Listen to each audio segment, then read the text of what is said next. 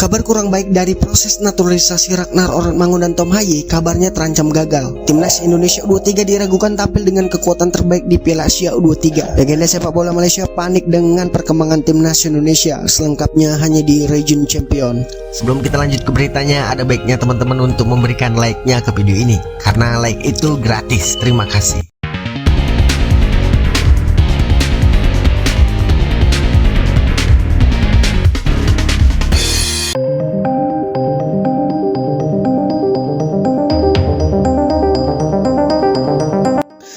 Sekedar diketahui, Ragnar Ornedmangun dan Tom Haye sudah masuk dalam proses naturalisasi untuk menjadi warga negara Indonesia. Ragnar Ornedmangun sendiri sudah datang ke Indonesia pada November 2023 untuk mengurus proses naturalisasinya. Pemain yang saat ini bermain untuk klub Fortuna tersebut memiliki darah keturunan Indonesia dari sang kakek yang berasal dari Maluku. Kemudian untuk Tom Haye sendiri, saat ini ia tengah bermain untuk klub Heerenveen. Pemain berusia 28 tahun ini memiliki darah keturunan dari sang kakek dan neneknya. Untuk kakek Tom Haye sendiri berasal dari Sulawesi, sedangkan sang neneknya berasal dari Solo, Jawa Tengah. Pemain berposisi gelandang tersebut sudah datang ke Indonesia untuk mengurus proses naturalisasinya pada Desember 2023. Proses naturalisasi kedua pemain keturunan ini sebenarnya sudah berlangsung sejak akhir tahun lalu. Dengan begitu, dua pemain ini ditargetkan naturalisasinya bisa selesai sebelum melawan Vietnam dalam ajang kualifikasi Piala Dunia nanti. Sekedar diketahui, timnas Indonesia bakal tampil di kualifikasi Piala Dunia 2026 zona Asia dengan melawan Vietnam. Untuk menghadapi ini tentu akan menjadi sangat bagus buat Sintayong apabila naturalisasi kedua pemain ini bisa selesai. Namun saat kabar baik yang ditunggu itu datang, justru kabar buruk pula yang datang. Arya Sinulinga mengatakan bahwa proses naturalisasi Ragnar Ornedmangun dan Tom Haye sudah selesai ke pemerintah. Akan tetapi permasalahannya saat ini ke tahap proses selanjutnya. Untuk yang dua lagi, yaitu Ragnar Ornedmangun dan Tom Haye sudah beres di pemerintahan, ujar Arya Sinulinga. Kita mau majukan ke DPR. Mereka mereses hari ini sampai bulan Maret. Arya mengatakan bahwa permasalahan karena DPR RI telah menutup masa persidangan di tahun 2023-2024. Dalam persidangan itu dipastikan mereses DPR RI akan berlangsung mulai dari Rabu 7 Februari 2024 hingga Senin 4 Maret 2024. Dengan begitu, proses naturalisasi Tom Haye dan Ragnar Ornedmangun yang harusnya sudah masuk ke DPR RI harus terhenti. Situasi ini tentu membuat Tom Haye dan Ragnar terancam bisa membela timnas Indonesia melawan Vietnam nanti. Pasalnya untuk melanjutkan prosesnya akan sangat mepet. Untuk pengajuan ke DPR RI ada dua komisi, yaitu Komisi 3 dan Komisi 10. Dan setelah mendapatkan dua persetujuan dari masing-masing akan langsung disahkan ke sidang paripurna. Setelah mendapatkan persetujuan dari DPR RI, nantinya langsung bertahap ke keputusan Presiden RI hingga akhirnya bisa disumpah. Tentu saja membutuhkan banyak waktu untuk proses naturalisasi ini. Padahal timnas Indonesia akan menjalani pertandingan melawan Vietnam.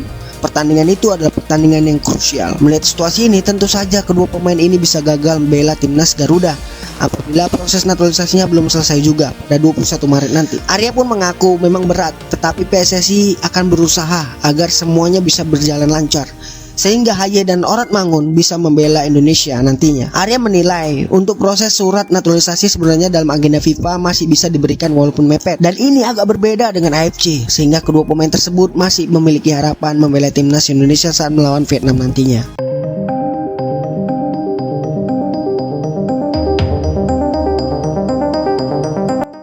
Arya Sinulinga mengatakan pelatih timnas Indonesia Sintayong sudah tahu konsekuensinya bahwa peluang tampil dengan kekuatan terbaik di Piala Asia nanti begitu sangat kecil. Namun pelatih asal Korea Selatan tersebut masih memasang target tinggi untuk bisa lolos ke babak 8 besar Piala Asia U23.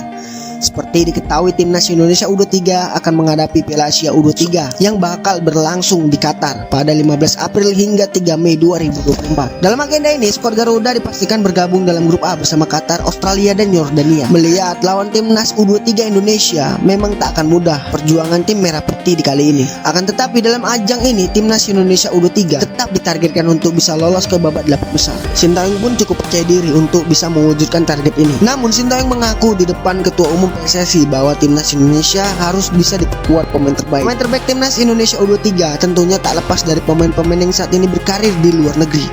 Mantan pelatih timnas Korea Selatan itu sebelumnya telah menyebut beberapa pemain yang bakal bisa jadi andalan timnas Indonesia U23. Pemain tersebut yaitu Justin Hubner, Elkan Bagot, Marcelino, dan juga Ivar Jenner. Akan tetapi pemain-pemain tersebut sampai saat ini tak ada jaminan bakal bisa memperkuat timnas Indonesia U23.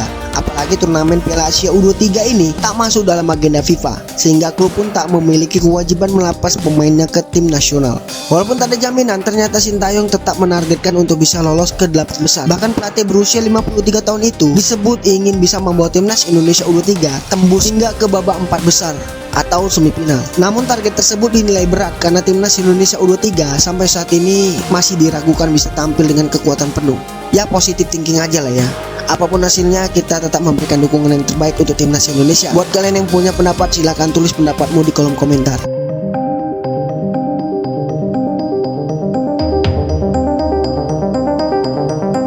Legenda sepak bola Malaysia Ajari Kor Abdullah panik dan ketakutan melihat kesuksesan timnas Indonesia di Piala Asia. Ia bahkan meminta Federasi Sepak Bola Malaysia PAM untuk mengikuti langkah yang diambil Indonesia demi meningkatkan performa timnas Malaysia.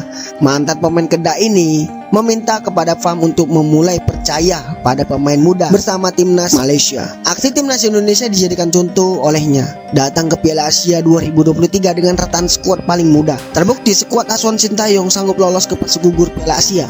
Pencapaian ini merupakan yang pertama di ajang keikutsertaan timnas Indonesia. Di saat bersamaan, Malaysia turun dengan banyak pemain di atas 30 tahun, justru rontok di fase grup. Karena itu, ia mengingatkan FAM untuk berani memulai gebrakan. Melihat klub-klub terlalu fokus berupaya memenangkan turnamen kelompok umur. Padahal esensi turnamen kelompok umur adalah wadah mematangkan pemain, bukan untuk gontok-gontokan menjadi yang terbaik. Sebagian besar klub terlalu fokus untuk memenangkan kompetisi kelompok umur dan akhirnya mengabaikan pengembangan talenta muda. Jika ini terus berlanjut, talenta muda kita akan menderita dan dampaknya akan menjadi jangka panjang. Lanjut pelatih Kelantan FC ini. Menarik melihat gebrakan timnas Indonesia dan juga Malaysia.